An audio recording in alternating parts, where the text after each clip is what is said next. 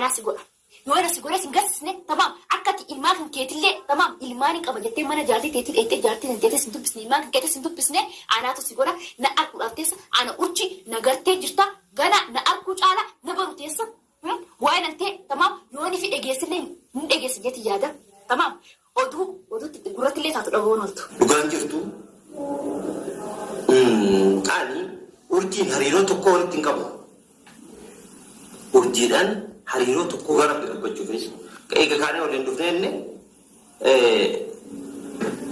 mana galle man ibsa dufne waa hedduu nama dhibaa dubbiin gartee gabaan akka mana laabmatan hin taatu jiran yeroo takka takka qoyaan kan na dhibu yeruma akkam keessa girra sa zabana jaarsa namaa malee namni jaagurran qabne zabana akkam keessa jirra qoy kan na dhibu maal arku jirra maal dhaga'u jirra guyyaarraa waan haaree dhaga'u jirra jechuudha guyyumarraa waan haaree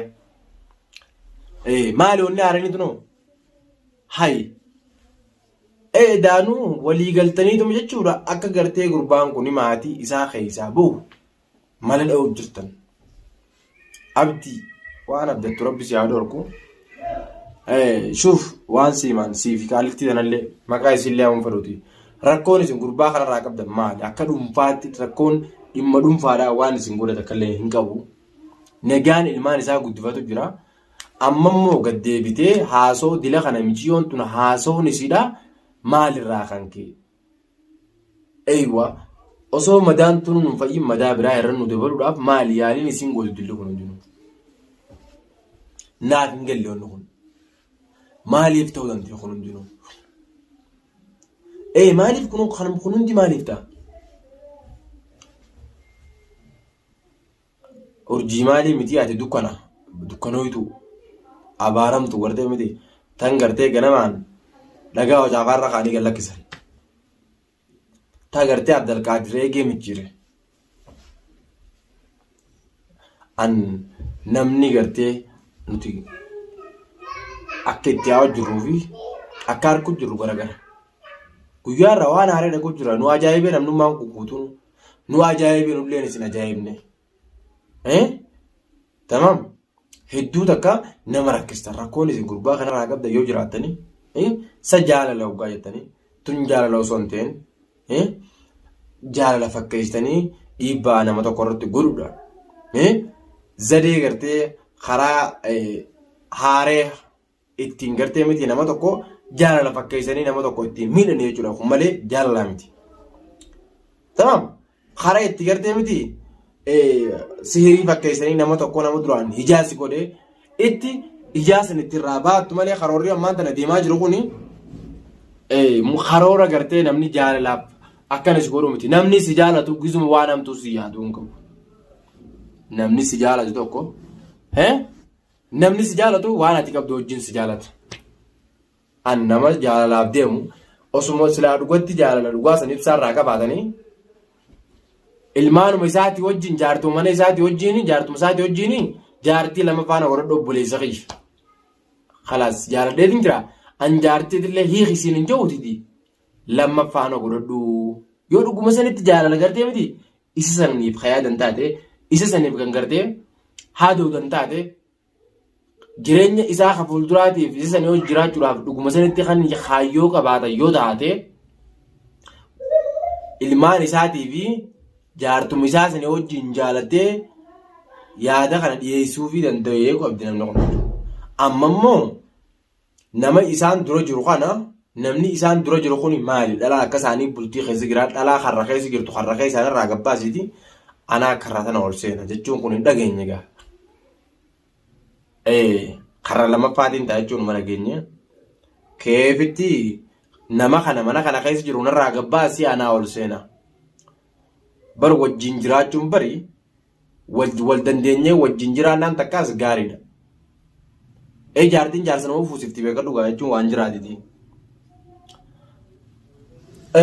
Haa ta'uuti immoo teessantun ammoo baasa. Ganaan akka gartee ati ilmaan keetii fi maatii ta'e takka illee hin beekne si godhaa jechi jaamu kun ammoo ani akka kiyyatti jecha gartee shanyii namaa dhabamsiisuu, dhala namaa balleessuu, jireenya walitti gufuu ta'anii wal sakaaluu waan jaamu takka sanna fakkaata. Namni yaada nama akkanaa deeggaru kunoo nama akkamitti yaadame? Mee namni akkana jiru kun haa jirume waan namni kun jiru osoo gurra isaatiin dhagahu osoo ija isaatiin argu namni yaadni nama kanaa sirriidhaa jiru kunoo mee isin kanaan maal jettarree? Mee namni haasoo isin nuu haasoo yoo ta'e beekadhu akka garaatiitu harka jargersaa jaanii mire waan garaa keessaatu wama gartee waan sammuu yaaddee afaan dubbataa beekadha. Namni sun waan yaadi dubbachuu jira. Kunoo kataa'ee dhageeffatu. Kunoo kan deebi'ee isuma tanaa wajjin gartee miti isuma tanaaf irra qabu. Isiin tun sirri jettee mee akkami sirri jettee? Anaa fi urjii wal harkanne jechuun ibsaadhaa miti shanyii ibsaa guutuu dhabamsiisnaa jee. Ana immoo akka fayyadamillee yoo jettanii yaa'u ani yoomiyyuu taanaan dhugaa isinitti himaati. Yoomiyyuu taanaan waan namni naan jee ergamtuu namaa ta'ee bobbeen galu hirkadheetis hin jiraadhu waan ni fayyade sun yoo dhufte asiinii miti yoo asiin namuran ani jecha namaatiin bobbeen man galu. Kana godhi san godhi dangartee miti ilmi namaa karaa natti isin agarsiisu ilmi namaatis bobbaasee nan galchuun. Tana bareechaa naa beekaa. Yoo jireenya feete laal antaniin beeku dhuguma ijaa ijattiin beekan. Tamaam saniif jechi akka jechuun wanta akka namni afaaniin jecha osoo hin ta'in gochaan agarsiisuun gaariidha.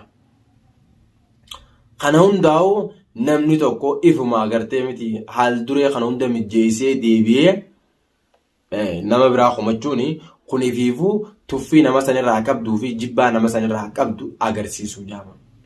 Namni waan nama jalaa mul'atu hin dalagu.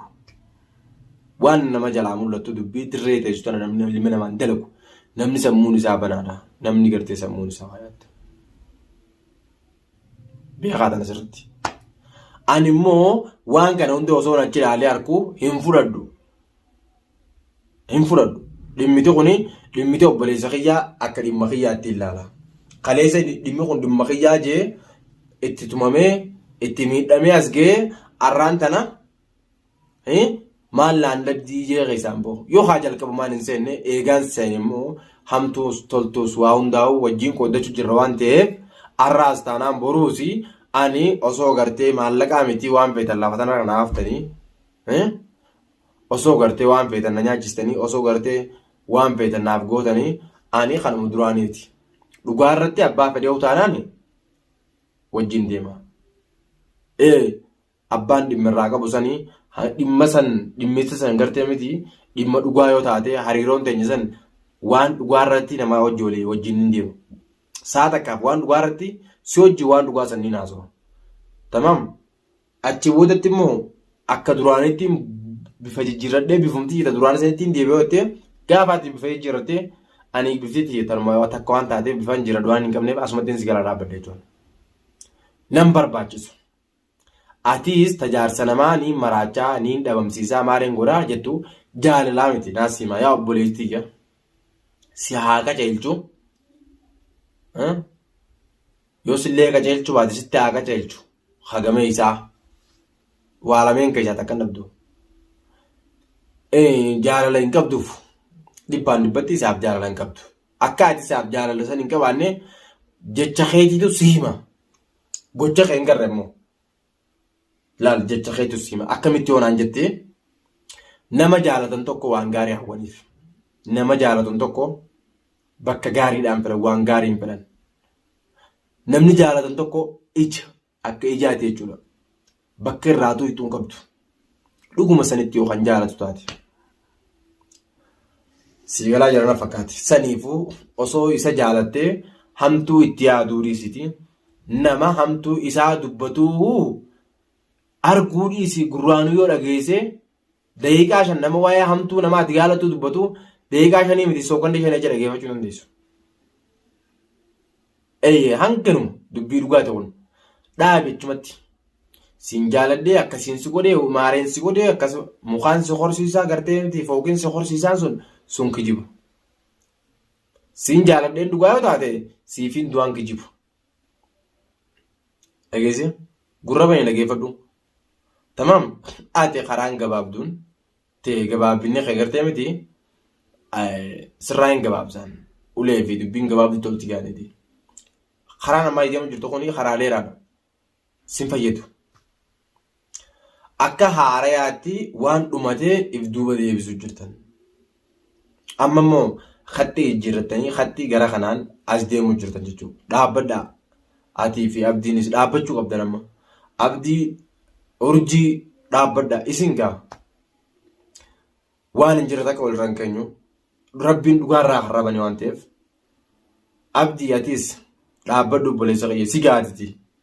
Maaliif jennaani walirra duuluun kun dhaabbachuu qaba. Kijibaan maqaa wal balleessuun kun dhaabbachuu qaba. Namni kuni ilmaan haa guddifatu, ilmaan haa barsiifatu, jireenya isaa nagaan haa gaggeeffatu. Tokkolleen abaluuf yaannaa abaluuf akkas taanaan dhaabbattee jirti. Rakkoon gartanii bakka kana jirti jechuudha. Maaliif jennaani namni siyaatu tokko hogguma gartee waan hin jirre waan hin katabamin takka dubbisiin jiru hin qabu. Dhageessanimma. Saniif urjii wanni kuni waan bakka gartee maanoo tokko jirta. Tamam maanoon adeemma tokko jirtu kuni ganama jirta amma dura siifin himaati. Ganama sirri dhageeffadhu. Waan kana akka eegaltetti amma dhaabi. Dhaabuu baannaan ammoo tarkaanfiin gartee gara fuulduraatti sirra fudhatamu tarkaanfii badaadha.